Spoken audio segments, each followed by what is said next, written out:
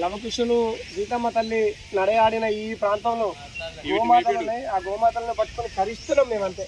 ఆ తల్లి ఏమైనట్లా జై గోమాత, జై గోమాత, జై గోమాత. గోవులు చూసారు ఇక్కడ ద్వారకాలో శ్రీకృష్ణ పరమాత్ముడు కూడా ఇగో ఇలాంటి గోవులనే కాసిండు.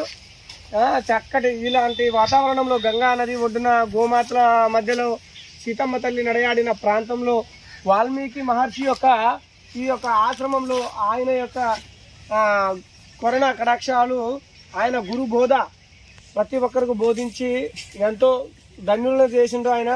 కాబట్టి ఇలాంటి అద్భుతమైన ప్రాంతంలో ఇక చూడండి, ఇందా చెప్పాను గడ్డి, ఈ గడ్డి 15-20 అడుగుల ఎత్తులో ఇలా మొత్తం ఇదే గడ్డి ఉంటుంది ఈ ప్రాంతంలో.